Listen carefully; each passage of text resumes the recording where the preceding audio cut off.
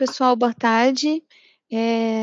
Estamos dando início a mais um seminário dos Seminários em Química, na pós-graduação em Ciência e Tecnologia Química.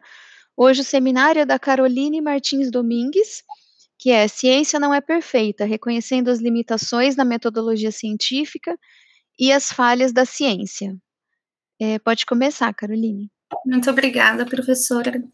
Bom, boa tarde, eu sou Caroline Martins Domingues e eu vou apresentar para vocês, então, como a Gisele já mencionou, o seminário Ciência não é perfeita, reconhecendo as limitações da metodologia científica e as falhas da ciência. Pode passar, por favor, Gisele. Então, primeiramente, eu gostaria de definir, né, o que é ciência. Então, se a gente colocar a ciência no dicionário, no Michaelis, a gente vai encontrar que a ciência é o conhecimento sistematizado como campo de estudo, observação e classificação dos fatos inerentes a um determinado grupo de fenômenos e formulações das leis gerais que o regem. Um sistema racional usado pelo ser humano para se relacionar com a natureza a fim de obter resultados favoráveis. Uma outra definição dada por Sagan é que a ciência é muito mais que um corpo de conhecimentos, é uma maneira de se pensar. Então, para a gente fazer ciência, a gente deve seguir uma metodologia científica. Pode passar, Gisele. Então, eu gosto de citar aqui 3 pensadores, né, e cientistas que, vamos dizer assim, que iniciaram a metodologia científica. O primeiro deles é o Galileu Galilei. Ele foi um matemático italiano, e na época que Galileu ele fazia seus estudos, nas universidades europeias vigorava um pensamento aristotélico, que dizia que para você chegar a uma verdade, você iria pela lógica. Foi mais ou menos o que a Valéria, né, apresentou na semana passada. Só que Galileu se opôs a essa ideia. Para Galileu, para você chegar a uma verdade, você devia fazer diversos experimentos. E aí sim você chegaria a uma verdade. René Descartes, ele falava que para você chegar à verdade, você tinha que pegar, né, um evento e, como dizer, juntar várias partes desse evento, fazer diversos experimentos, e aí você juntava a conclusão desses experimentos para aí sim você chegar a uma verdade. Isaac Newton, ele foi um dos primeiros a colocar em prática o que Descartes falou. Ele colocou de forma empírica, então hoje nós chamamos de pais da metodologia científica, né, tanto Newton como Descartes. Pode passar, por favor. Então, é lógico que ao longo dos anos, né, desde que eles fizeram essa base metodológica, sofreu-se muitas modificações. Então, hoje, resumidamente, a metodologia científica ela se dá pela observação de um fenômeno. A partir da observação desse fenômeno, a gente cria uma hipótese. Dessa hipótese, a gente vai fazer experimentos, né, a fim de se verificar se aquela hipótese ela é viável, ela é apoiada, né, ou se ela será refutada. E aí, uma vez que a hipótese ela é apoiada, a gente cria uma teoria. E a partir da teoria, nós fazemos experimentações adicionais. Pode passar, por favor. Então, primeiro, é importante a gente definir o que é uma teoria científica do que é uma opinião de senso comum. Uma teoria científica, ela vai ser testada, né? Ela começa com as hipóteses, como eu falei anteriormente.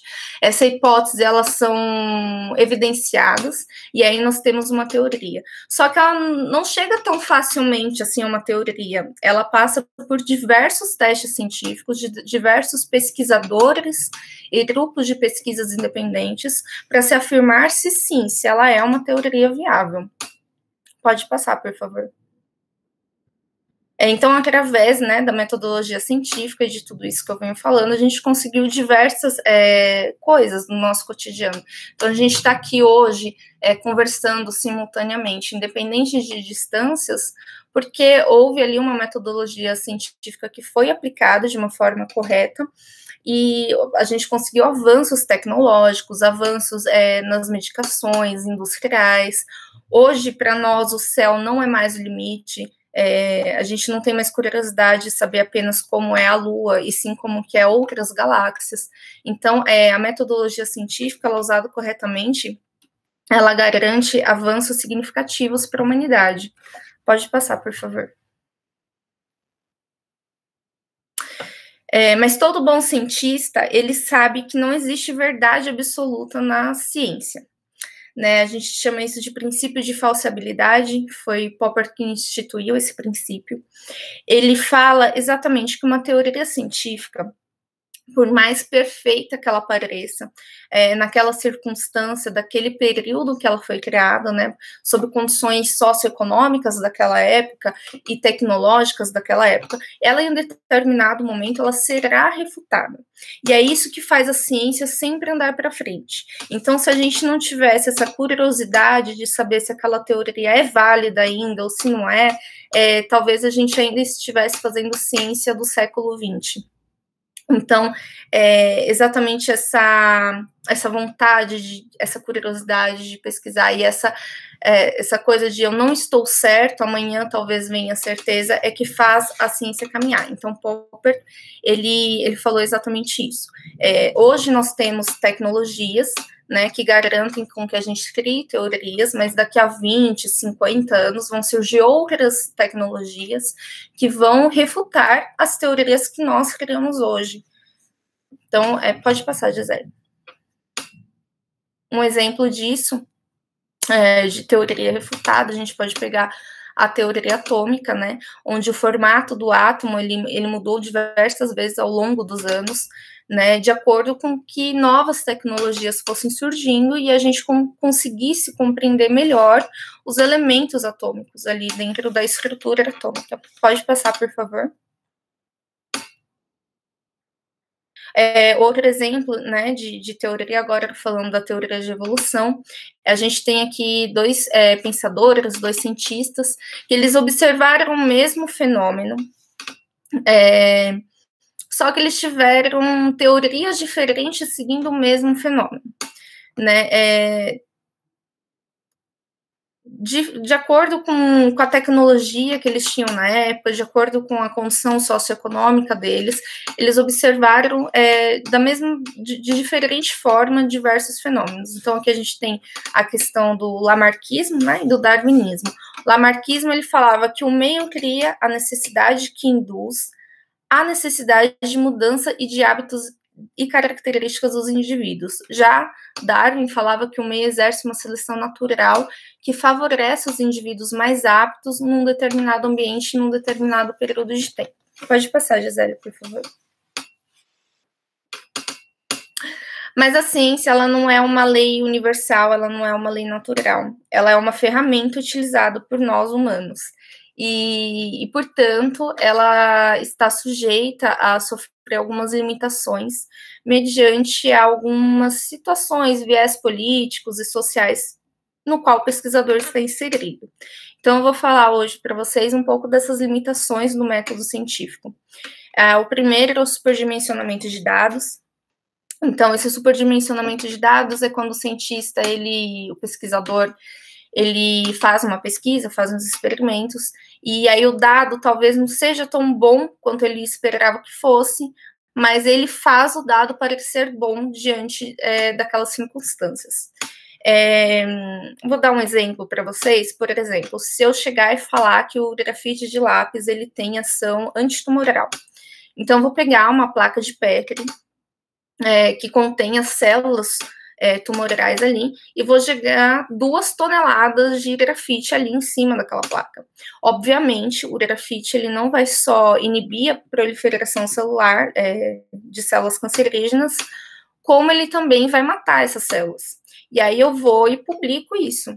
Mas o quão viável é isso na complexidade do corpo humano? Como que eu posso pegar um paciente, uma pessoa, e jogar 2 toneladas em cima daquele paciente? É inviável, não tem como. Mas uma vez que eu publico isso, pessoas vão ter acesso à minha publicação.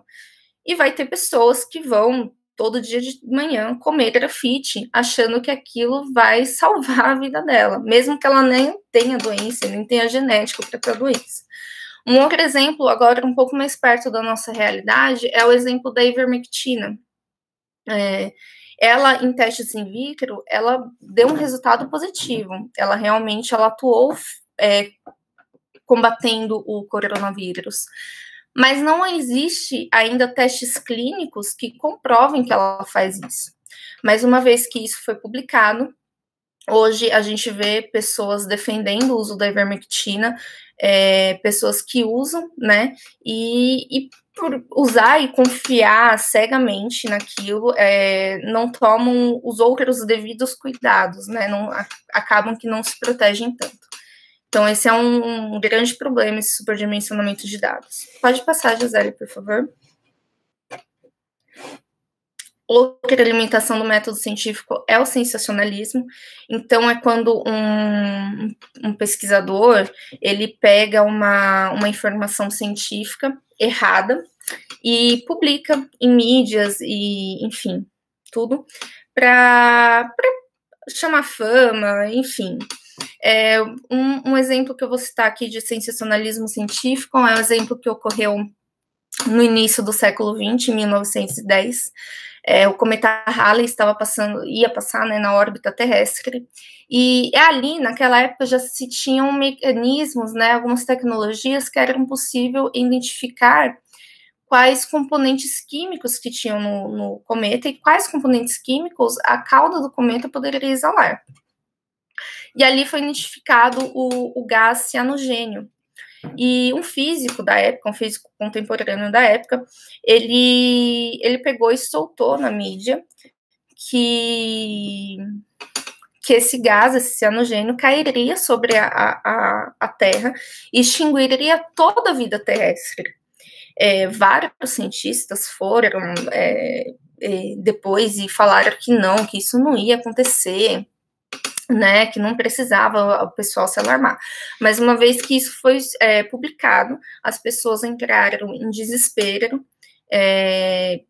cresceu muito, principalmente nos Estados Unidos, vendas de máscara antigás, venda daqueles bunkers, que é uma proteção muito usada lá, antibomba e antigás. E talvez o fato mais trágico disso é que muitas famílias se suicidaram inteiras, assim, porque elas preferiam saber como iam morrer do que morrer por um gás desconhecido. Pode mudar, por favor. Uma outra limitação também do método é o ambiente ultracompetitivo. Então, a gente sabe que a ciência ela não é algo rápido, a gente estuda anos e anos para obter um resultado, para ter uma resposta daquilo que nós estamos estudando. E como em muitos países os governantes eles têm um limite de tempo para ficar no poder, eles não investem tanto em ciência e tecnologia, exatamente porque não é algo que eles vão, vamos dizer assim, mostrar serviço para a população. E isso faz com que a vaga nessas áreas, a vaga para pesquisador seja pequena. Então, para você selecionar um pesquisador ideal, foi criado o índice H. O índice H é uma ferramenta, né, que mensura a produtividade e o impacto do pesquisador.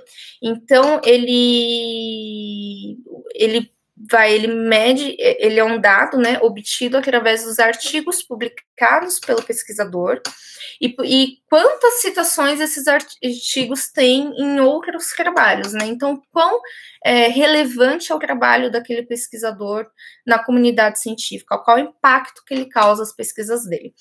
Isso faz, infelizmente, com que muitos cientistas, muitos pesquisadores, eles não se preocupem tanto com a qualidade da pesquisa deles, com, vamos dizer assim, com quão impactante, qual o benefício aquilo vai trazer para a população, qual o desenvolvimento que aquilo vai favorecer para o mundo, né? E sim, eles se preocupem apenas em publicar.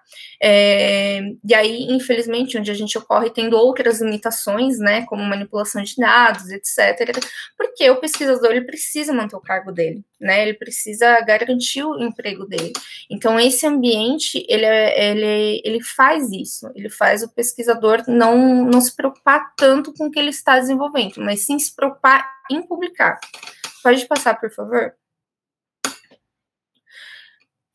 como eu acabei de dizer, uma outra alimentação é a alimentação de manipulação de dados, né? Onde o pesquisador ele manipula os dados ali do experimento dele, da publicação dele, a fim de conseguir publicar um artigo, a fim de chamar atenção e etc. Tem um grande impacto científico.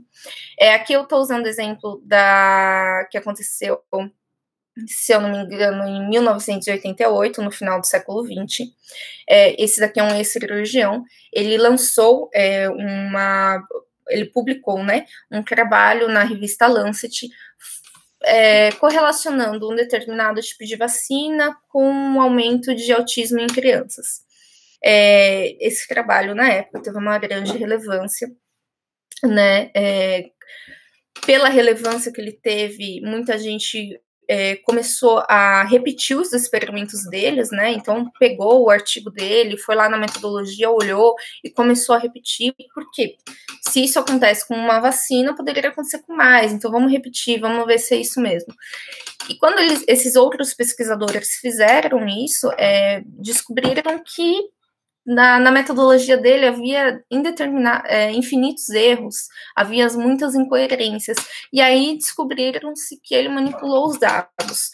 Só que uma vez publicado, uma vez que a população teve acesso, nessa época onde teve a maior adesão ao movimento antivacina, né? Então, ele se tornou, como posso dizer, uma espécie de Deus para esse movimento antivacina, porque para essas pessoas, ele estava tentando mostrar o que a ciência estava tentando esconder. Então, causou um certo ceticismo nas pessoas em relação ao cientista. Então, quando o cientista chegava, e vocês veem isso até hoje, infelizmente, os cientistas chegam e falam, não, gente, olha, tomar vacina é bom, vai te imunizar, vai...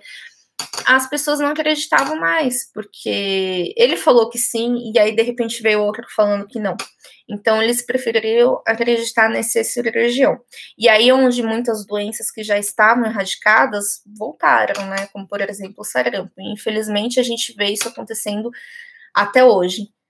Pode passar, Gisele, por favor. Uma outra limitação do método científico é a ciência enviesada. Então, quando isso acontece quando um pesquisador ele recebe um incentivo, né, de uma indústria, de uma companhia, para garantir com que os dados, né, o resultado daquela pesquisa, né, saia de acordo com o que a indústria quer. Então, aqui eu peguei o exemplo da indústria do açúcar. Ela influenciou uma pesquisa científica, acho que na metade do século XX, se não me engano, lá para os anos 60. Ela enfim, influenciou essa pesquisa para que essa pesquisa apontasse que apenas os alimentos hipergordurosos fossem apontados como os vilões, né, de doenças coronarianas e neoplásicas. Foram feitos vários estudos após isso, inclusive repetindo aqueles estudos da época, e foi visto, né, que teve essa influência da indústria, e hoje a gente sabe que não é apenas os alimentos hipergordurosos, mas os carboidratos, em principal, o açúcar refinado, eles também são vilões nessas doenças coronarianas e neoplásicas. Pode passar, por favor. Outros limitações que a gente tem são as pseudociências. Aqui eu não quero entrar em debate sobre se funcionam, se não funcionam. Elas são chamadas pseudociências porque elas são, vamos dizer assim, ciências, mas que não usaram um método científico, não usaram uma metodologia científica. Então, a gente tem, por exemplo, medicações da homeopatia que não tem nenhum ou quase nenhum princípio ativo. A gente tem a acupuntura, que é a arte, a ciência, né, de pseudociência, de se colocar diversas agulhas em determinados pontos do corpo, a fim de ajudar a minimizar infinitos desconfortos. Nós temos também a psicanálise. Novamente, eu não quero entrar no debate se elas funcionam ou não, né? Nós temos aí muitos relatos, infinitos relatos, que funcionaram para infinitas pessoas. mas elas não têm nenhuma comprovação científica. Então, não dá para falar que a homeopatia funciona comprovado cientificamente, porque elas não seguem uma metodologia científica, né? E as pessoas que fazem parte, né, que são os homeopatas, acupunturistas e tal, eles falam até que o método científico ele não é aceitável, vamos dizer assim. Então é isso, elas não são comprovadas cientificamente exatamente por não seguir um método científico. Pode passar, Gisele, por favor. Aqui também outra alimentação do método científico é o charlatanismo, que são pessoas, né, que usam inverdades, que publicam, né, essas inverdades aí em redes sociais, YouTube, enfim, a ponto de chamar a atenção. Essas pessoas, elas usam um linguajar fácil, mas ao mesmo tempo com termos técnicos, então faz com que as pessoas acreditem naquilo que elas estão falando. A gente tem aqui um exemplo que vem muito acontecendo, acredito que todo mundo que recebeu em um determinado momento, durante a pandemia, a mensagem do limão curar a Covid, por conta do pH dele. A gente aqui sabe que isso não é verdade, mas muitas pessoas se convenceram que sim, que era verdade. E isso fez um certo efeito Robin Hood na população, porque imagine, você recebe isso, sei lá, da sua mãe. Você é leigo no assunto, recebe isso da sua mãe. E é muito mais fácil você ter o acesso ao seu limão, que tá ali já do seu lado, do que a medicamentos, né? Então, é como se a indústria farmacêutica não quisesse que a gente soubesse disso, porque a indústria farmacêutica quer lucrar. Né? Então, esse é um dos grandes problemas que nós temos aqui das limitações do método. Então, essas coisas chegam às pessoas sem ter usado um método científico. É uma má ciência, vamos dizer assim. Ela não tem comprovação científica nenhuma, falam coisas cientificamente erradas, né, e acabam prejudicando muitas pessoas. E isso não surgiu agora, na pandemia, isso já vem de muitos anos, né, acho que desde que a internet se popularizou, isso vem acontecendo, as pessoas usam isso de má fé na internet.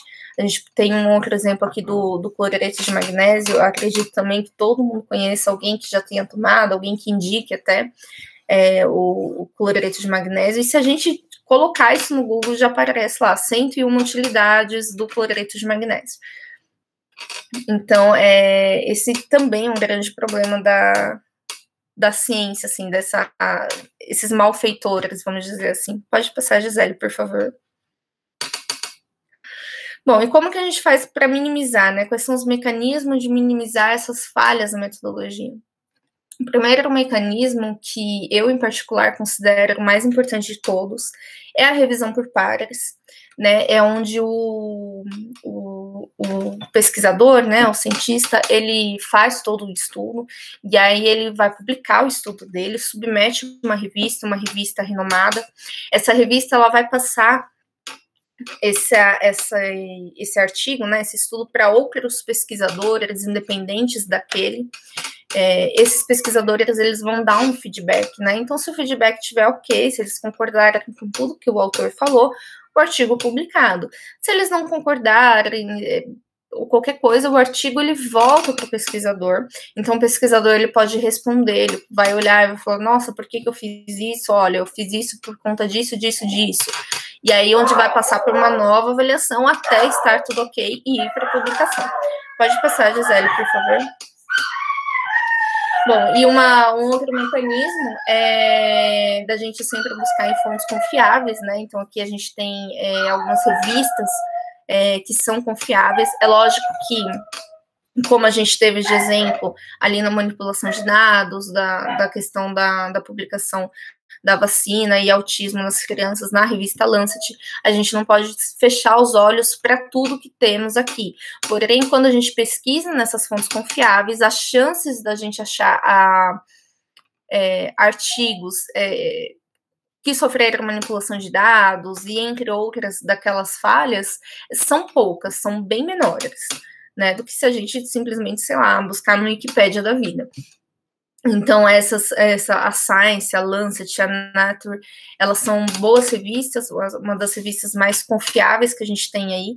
Então, como eu falei, não inibe elas de ter algumas pesquisas que possam, sim, ter sofrido manipulação de dados, né? Infelizmente, a gente não está isento disso, mas as chances são bem menores. Pode passar, por favor. Bom, outro mecanismo de minimizar as falhas é a reprodutibilidade de dados. Então, assim, a partir do momento que eu tenho um estudo, que eu tenho um artigo, esse artigo ele tem uma metodologia, aquela metodologia ela tem que dar certo para todo mundo que queira replicar ela. Ela não pode ser uma metodologia errada. Se você pegar um artigo, tentar reproduzir aquela metodologia e não dá certo, é porque aquele autor, ele provavelmente manipulou aqueles dados. Então, a metodologia, ela tem que ser reprodutível. Pode passar, por favor. Outra coisa é a checagem das fontes. Então, a gente pegar um artigo e checar as fontes que aquele autor utilizou para chegar naquele artigo, né? Isso é muito importante. Então, eu espero que a gente não chegue a encontrar uma fonte nem do Wikipedia, nem do Yahoo Respostas, mas é importantíssimo que a gente cheque as fontes daquilo, senão a gente está errando duas vezes, né? Errando por usar um artigo sem checar as fontes e errando por não ter checado as fontes. Pode passar, por favor. Um outro mecanismo é a divulgação científica. Aqui na UFABC a gente tem esse blog Divulga Ciência UFABC. A divulgação científica é a fim de deixar a ciência mais perto da população, para que a população, ela, com palavras mais fáceis, né, de fácil entendimento para a população, mas para que a população entenda o que nós estamos fazendo, por que estamos fazendo aquilo, a fim de minimizar algumas coisas como o charlatanismo, por exemplo, né? Então, quando a população talvez se sentir mais próxima da ciência, vamos dizer assim, em menos charlatões a população vai acreditar. Então, acredito que esse também é um mecanismo de minimizar isso. Pode passar, por favor. Então, essa foi a minha apresentação. Muito obrigada pela atenção de todos. Eu fico disponível agora para as perguntas.